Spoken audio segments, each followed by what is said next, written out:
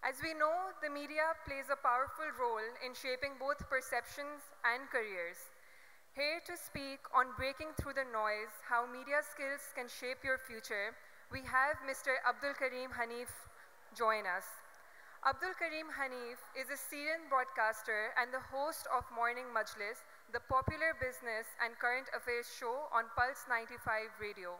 With over a decade of media experience, Abdul has shared insightful stories and showcased the cultural treasures of Sharjah through various platforms including Pulse 95, Khalij Times, and the Euronews.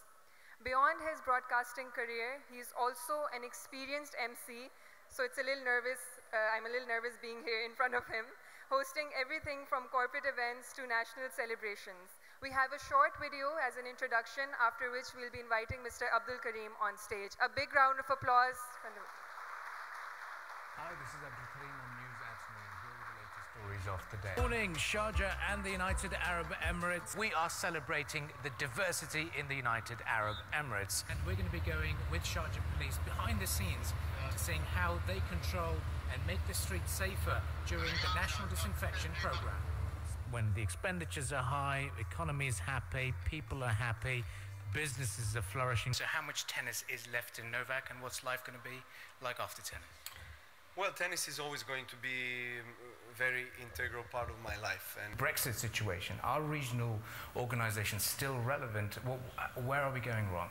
We've got the 13th President of Pakistan, who's been here on a 2-day state visit, and it also comes at a very interesting times when it comes to domestic politics as well as growing geopolitical developments. Your Excellency President Dr. Arif Alvi, thank you for joining us. Thank you. We are joined by the CEO of Fly Dubai, Ghaith Al Ghaith. Thank you for joining us. So right behind me is the Mataf, which is known as the courtyard around the Holy Kaaba. What makes this spot different is that you've got the sand meeting the rocks. The MCB Tour Championship finally returned to Mauritius for its 10th edition.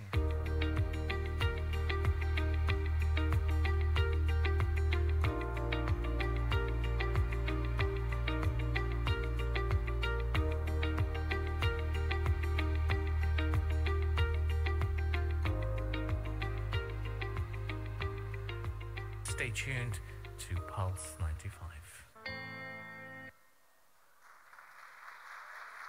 Wow, this was amazing. I am super excited for his talk, and I'm sure all of you are too.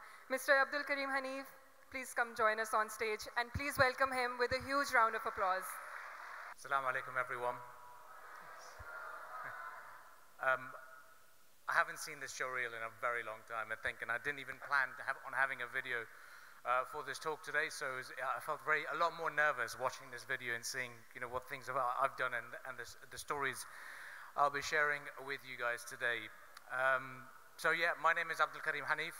Most of you might have seen some of my work in Khalij Times and known me from there. I've moved on from Khalij Times, and I'm now a full-time radio presenter for Pulse 95 Radio, which is owned by Sharjah Broadcasting Authority, and I host a morning show called Morning Majlis. Starts at 7 a.m. I have to start work at around 5:30 or 6 a.m. Never in my university time I woke up at that time at all.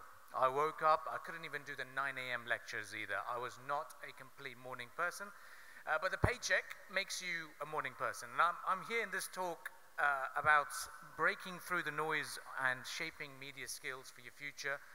I want it to be more of a light-hearted conversation for you guys, and an approachable one, without me sharing some inspirational quotes and talking about how great the media industry is and what I've achieved as well.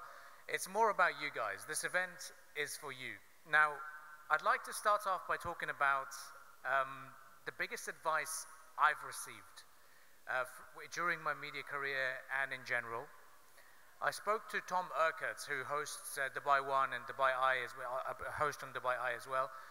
And his biggest advice to me, and I'd like that to be advice to you guys as well, is knock on all doors. Now, what that means is take every opportunity. Make sure that whatever chances that come across your life, you take them. For example, this room is an opportunity. People that you sat next to will become somebody and someone in about 5 to 10 years' time. These guys will be your network. So whenever you are, let's say, past your university, past your, after your graduation in your first job or second role, and if you want to move and apply to a specific company, people you sat next to today will be your network. So this is why knocking on all doors is very important. Now, my relationship with Pakistan Association Dubai started courtesy of Mariam Mumtaz, who forced me to come over and join the Own a Brick campaign. This building, or the Pakistan Medical Center, didn't exist. So back when I started doing the MC work over here in this very auditorium, trying to raise funds, it was a dream that became a reality in front of us. So my connection to Pakistan Association as an MC has moved on to become a keynote speaker with a VIP badge. I never expected that. I never expected to be sat in the leather seats, because I was always a journalist. I was always with the guys in the media over here, waiting for a speech to end, and then I'll do my interview, and then my job is done. But now, this is the main point that I've got to share with you guys. Yes, normally I make money by being an MC and a moderator, but my partnership and support with Pakistan Association allowed me to be a VIP speaker, but also gave me some great opportunities where I hosted an event over here for Own a Brick with Shoaib Malik, Muhammad Irfan, and Shahid Afridi, the guys who I used to wait in line to do an interview with, or even watch them on television. I was interviewing Shahid Afridi on stage over here. So all of this is an example of opportunities that will come to your life. And it's very, very important, because I was in your place 15 years ago, maybe 20 years ago, I've lost count, when I was thinking of what course I need to do in my future. I first wanted to be a diplomat. I wanted to be part of Pakistan's Ministry of Foreign Affairs, and see how I could pursue my career there. I decided to choose international relations as a degree. Another interesting fact that I'd like to share with you guys as well is, I don't think it's common knowledge, I'm ethnically Maiman. So for us to work for someone else is almost a crime. So for us to do a career outside of chartered accountancy, outside of running your own business, a medical doctor, is unheard of. So if you do a career in broadcast journalism or even in international relations, it was being silly. So, and also not following what your parents have been doing. So my dad has worked in aviation. So he was from aviation. I did not join aviation. So I did not stick to my Maiman roots at all, or typical Maiman characteristics. Coming up with a belly, I'm almost on the way. So I can qualify for one side when it comes to being and sticking to my Maiman roots, for example. Now, coming back to university, I'd like to really emphasize why it's important to be going to the education fairs and also visiting the university that you want to be part of, because that's going to be 3 or 4 really important years of your life. It's where you'll become a person that you will eventually in the future. It's where you'll make your lifelong friends. It's where you shape your future and it becomes home. So for me, I chose the University of Leeds in the UK. And if you can travel abroad, if you can go abroad and become an international student, if you or your parents can afford it, by all means go for it. But if you can't afford it, there's no harm. There's great universities in the UAE, and there's opportunities of even studying abroad with those universities, as you might have seen today. So my point here is understanding the course. Does that get you what you want? For example, practical course, teaching hours, outside extracurricular activities. So for me, I joined University of Leeds. I did my first year of university, second year I was done, third year I still did not know what to do with my life. I did an internship in Pakistan Embassy in High Commission in Dhaka. That was quite nice. So if you can do a work experience during your university life in your career that you want to pursue, that's number one. That's amazing to do that. In third year, I remember having a conversation with my housemates that I lived with, and I said, I want to be a presenter. They all laughed at me. I said, that's what I like to do. But where do you begin? where do you start on becoming a presenter? Because I was always fascinated by broadcast news, CNN, BBC, Sky News, Al Jazeera as well. Eventually, I went into my student union. We had a Leeds student newspaper and Leeds student television. I went there, I told those guys, and all of them were journalism students. They weren't international relations students. So I was the only one that came with a politics background, turned up to them, saying, hey, I want to do stories for you guys. Where do I begin? Where do I start? That was my first knock on the door. And then they allowed me in. I did some news. I did some coverage of some great ball that was happening, some great parties going on. And eventually, one day, 2011, ex-president of Pakistan, Pervez Musharraf, arrived at the university, and the Pakistan Association was doing a lecture for him, and no one was interested in covering it. And I went up to the editor and saying, hey, can I do an interview with this president? And they were like, yeah, we'll give you a cameraman, whoever he is, just do a couple of minutes interview and send it to us. And then I turned up with the crew, asked the Pakistan Association of Leeds University, or Leeds Metropolitan University, and they allowed me to do an interview with him to do some coverage. And then that's when I sat down in the room and did an interview with Pervez Musharraf, or sat down, looked into his eye, and I could see my own reflection through his glasses, and I could tell that I'm nervous. This is a guy who I watched on television leading the country, and now I'm sat next to him, shaking his hand, doing an interview. That was the moment that I realized, man, this is my profession. I want to do this, because the adrenaline, the rush that you got was so intoxicating that made me feel that, khalas, this is it. And when I did that interview, the views on Leeds student television, which were averaging around 150, skyrocketed to 60,000. So that was an indication of how knocking an opportunity or getting an opportunity was a proper foot in the door. So regardless of whatever profession you're doing, especially in media, trying and knocking on the doors and willing to go and learn and try something new and putting yourself out of the comfort zone is very, very important. So I'd say that was the highlight of my time at university. Another important advice I'd like to give you guys is make a diverse friends group. Your current friends group in school are great, but when you go to university, try to make friends with people of different ethnic backgrounds. I know a lot of TikTokers and influencers keep on insisting that idea. It's because your mind opens up. You learn and you're open to new challenges, new style of living, new style of lifestyle as well. And that really adds more to your own personality. And I'd say that played a massive role in my career and in my own personal growth when I went to live in Leeds or in the UK in general, because yes, I had family living in the UK. Yes, I had everything over there. But in terms of my actual lifestyle, growing up was in the UAE.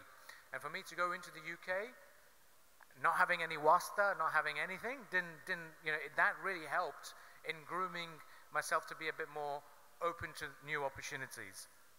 So now, I'd like to also further move on with my other points that I'd like to share with you guys today is, once you've made your university choice and once you've become or graduated, it's normal to face a no. It's normal to be rejected. It took me 6 months to 6 to 7 months after graduating from university to get my first job, right? So it is a challenge, but you've got to accept it and always believe that your time will come. Your opportunity will come. Don't be disheartened after your university degree that you didn't get a perfect job immediately.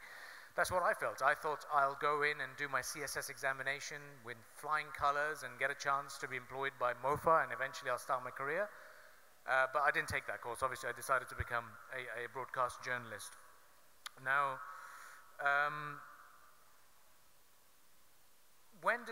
another interesting point as well is when I decided why I should do journalism is because when I was in grade 3 and 5, I was in a school called Dubai Scholars. I don't know if you guys have seen it or heard of it. I started my own satirical newspaper for the children of the school, the classroom, and whenever there was a drama, someone, having a fight with someone, I'd report and I'd write a story about this person had a fight with this, and this is what happened.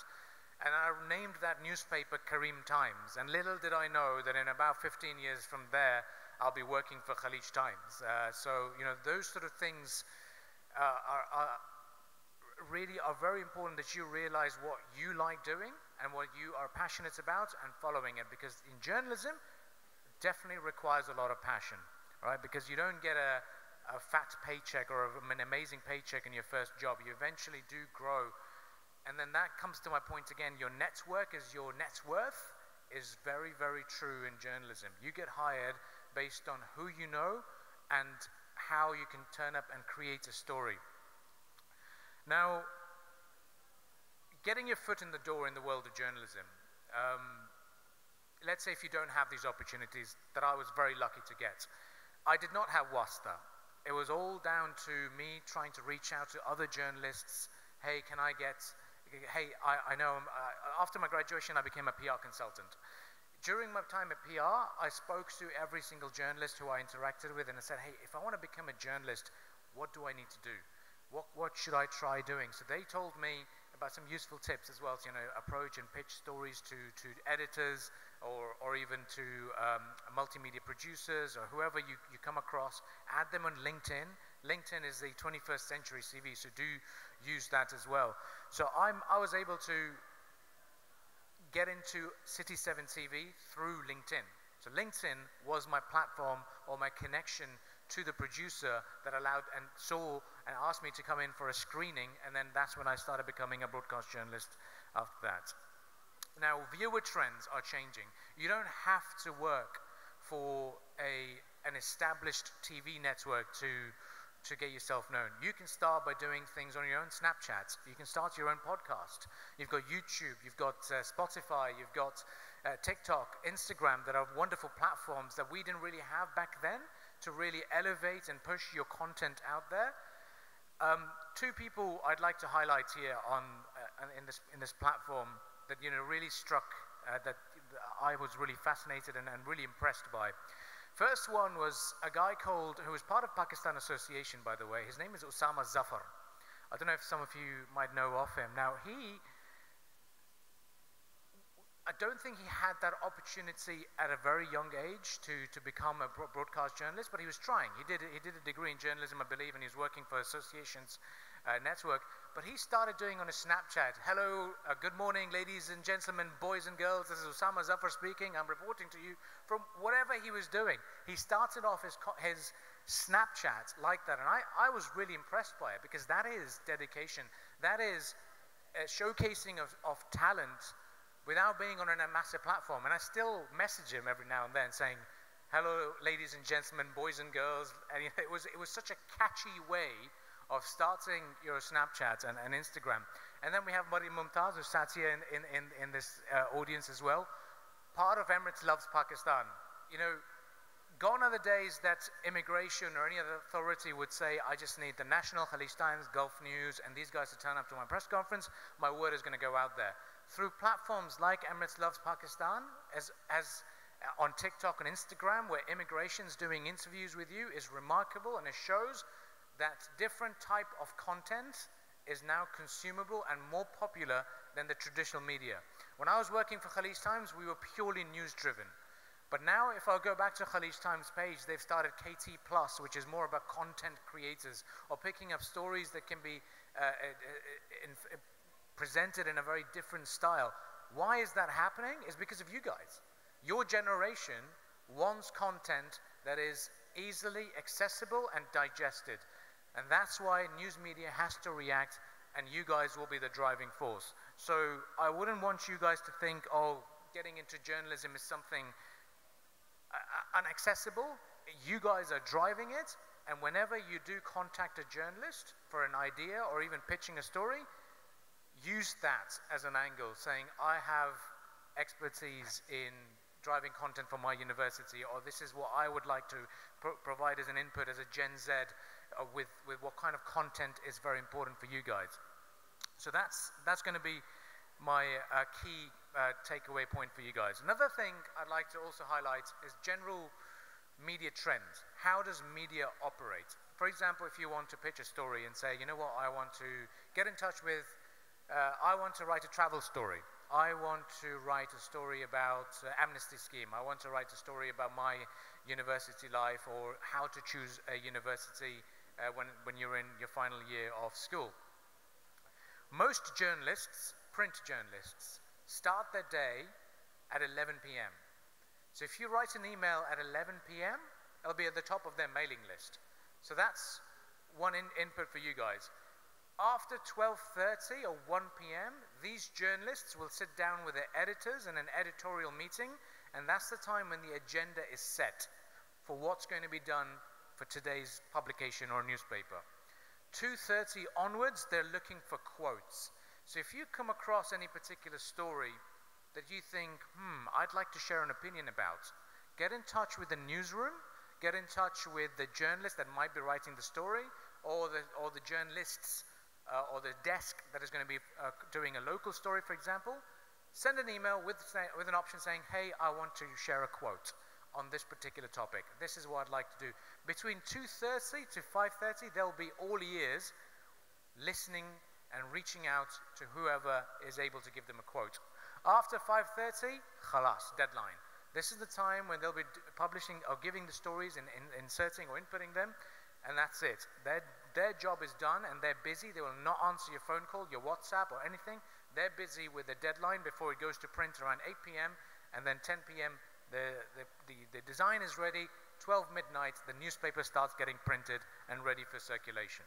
So if you'd like to break through the noise, would like to be heard, and want to get connected to a journalist, befriending them, understand their schedule and timetable, and that's the best way of doing it. Other way of doing or getting in touch with journalists, for example, and this is what I did. Before being a radio presenter, I would be listening to Dubai Eye's conversations, for example. And then I'd SMS the studio whenever they said, hey guys, text us in on certain numbers and we'd like to hear your thoughts. I would write in my message that I am willing to contribute. I am willing to get on air. That way you practice and you learn and understand how media works and how you can get involved. Right, so after that, as I conclude my discussion, it's very important, once again, to stick to your roots and stick to what you like doing. And once you do become a journalist, stay grounded. Always remember your bad days and always remember how you started so that you don't get ahead of yourself.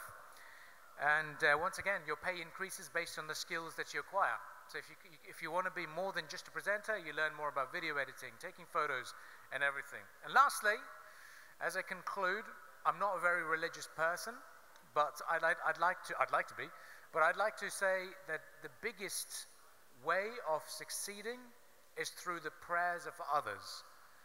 If you can satisfy your own family, if you can keep them happy, if you can keep the people that you help out during, let's say for example, amnesty scheme was happening and you helped someone who was not very well educated and you help them out to get the right resources and the right knowledge, their prayers will go a very long way. They can really support your career and your educational journey as well. So I definitely recommend people to be kind to others, reach out to others, and help pretty much everyone around you. Don't leave any sort of raw feedback about yourself or a bad feedback about yourself, a bad impression of yourself with anyone that you're going to be working with or even studying with.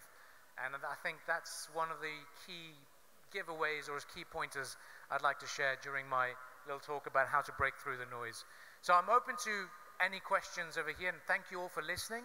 And I hope this talk has benefited you in some way in your career. And I'd like to know some people who want to be a journalist, whether it's broadcast or whether it's print, and ask your questions away, because there's never a silly question. Remember this. Never, ever is there a silly question. Any question that you've got in your mind, you should speak your mind and also learn from the experts that have spoken today at the event. So any questions, please raise your hands, and I've got a microphone over, which I can pass on to you guys, and then eventually you guys can ask your questions. Do you think is true journalism will work in Pakistan? Is true journalism working in Pakistan? Yes. What's your name again, sorry? Hasib. Hasib. Yes. Are you a student? Are you working over here? Yeah, I am working in Dubai. Are you working in Dubai? Yes. Okay. Look, true journalism is pretty much everywhere, right? Even in Pakistan and even over here, for example, the agenda or the bias or the perception is always set by the management and sadly by the sponsors as well. So true journalism exists, but sometimes there are ways that you have to drive a conversation in a particular way because of your sponsors and because of where your media is aligned. Even in the UK, for example, there's The Guardian, there's The Telegraph, all these newspapers are owned sometimes, some media organizations are owned by Rupert Murdoch, for example, or a particular organization, and they have a particular narrative that they'd like to address. So when you're a journalist and you're told, okay, this is the style or the bias or the angle that we want to approach a story with, you follow that. Even here in the UAE, they say, oh, the media is censored. No, we do our own sort of envisioning of what the story is.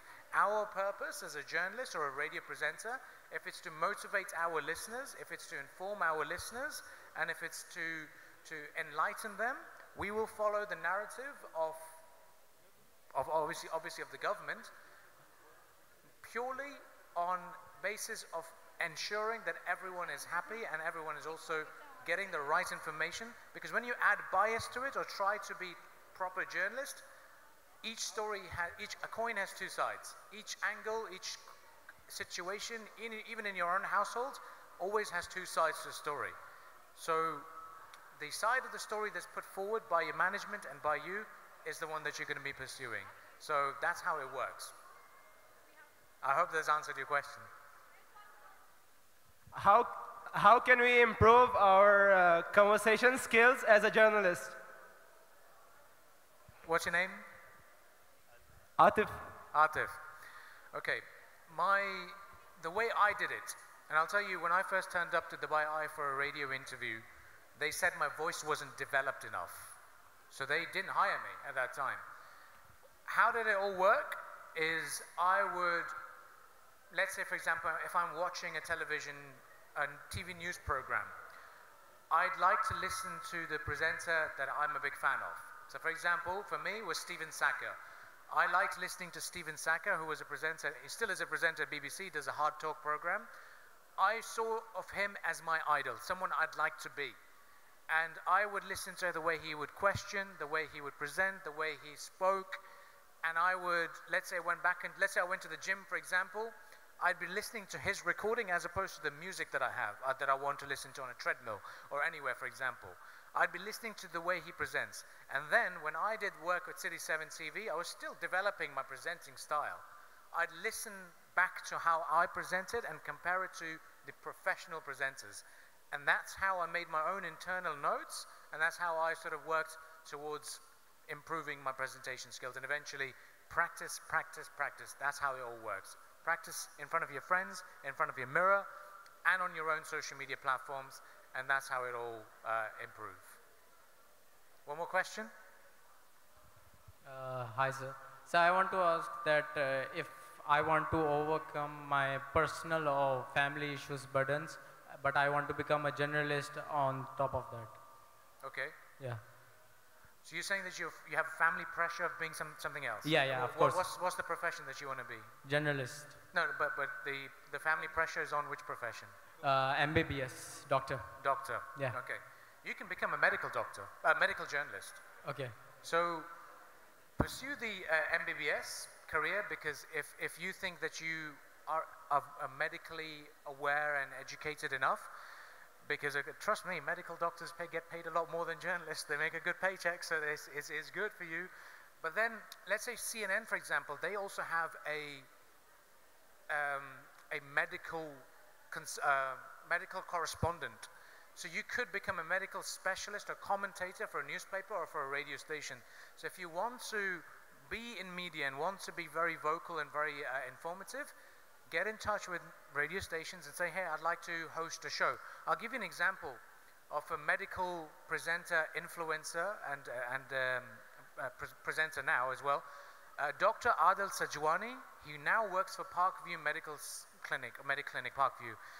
He is a doctor by profession, but he also has a show on Sharjah Radio in Arabic. He's Emirati, and he started off as an Instagram influencer talking about simple things and gave a medical point, for example, Spanish lattes. He would film it straight on a video camera, selfie cam, speaking about the disadvantages of drinking Spanish latte and how it contributes towards diabetes. He's a doctor, but he presents it in a way that it became so accessible that a media reaches out to him and says, we have a 1-hour show slot, can you host the show?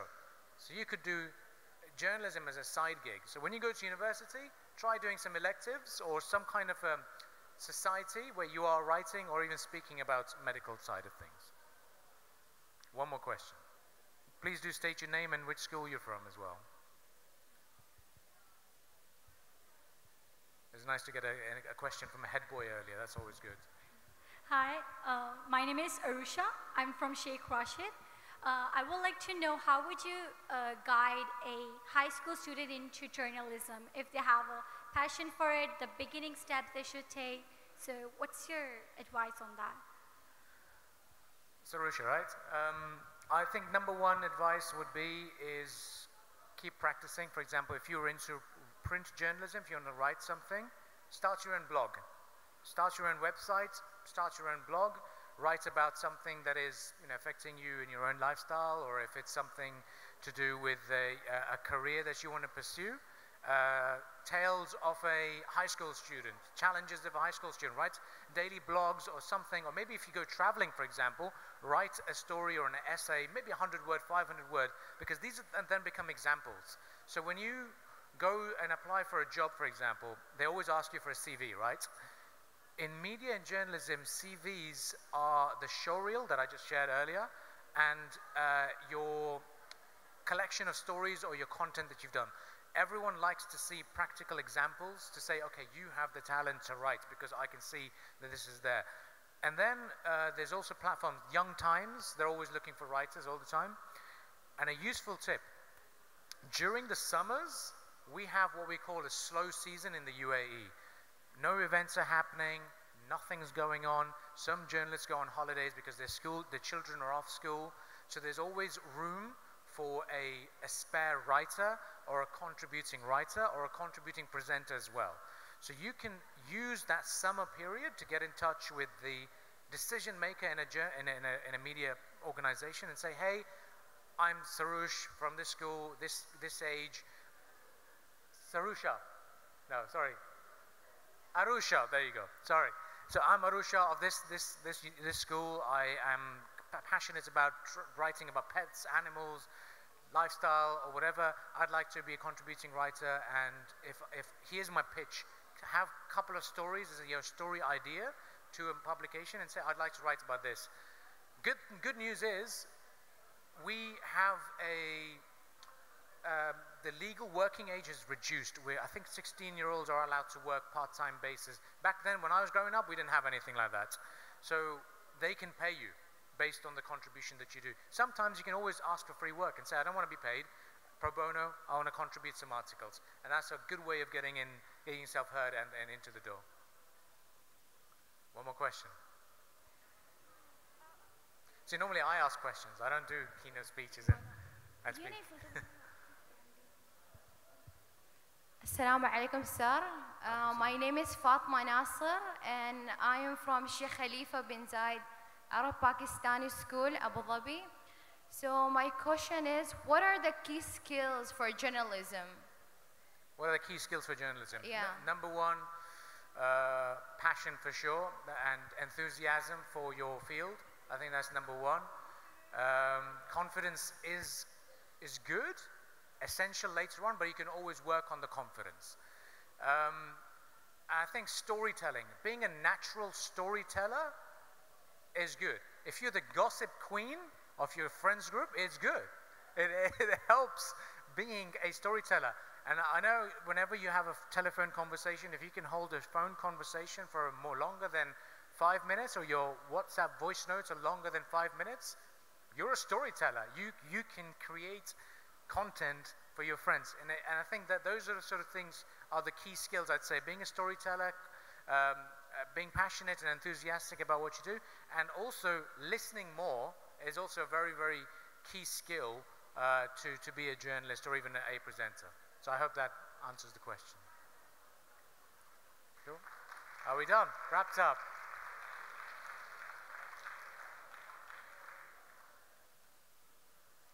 All right, thank you very much. Thank you, guys. Stay tuned to Pulse 95 in the morning. We'll be talking about this hopefully tomorrow morning, and hopefully you can get more pointers.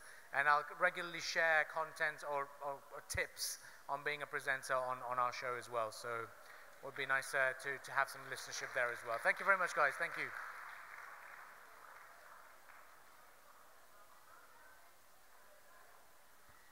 Thank you so much, Mr. Abdul Kareem, for such an exciting session. It was such a perfect blend of what's happening in the world of media, what are some things that this generation needs to focus on, and such incredible experiences of In-Hone. A huge round of applause for Mr. Abdul Kareem once again. I would like to invite Mr. Daud and Ms. Mariam on stage to please present him with a shield.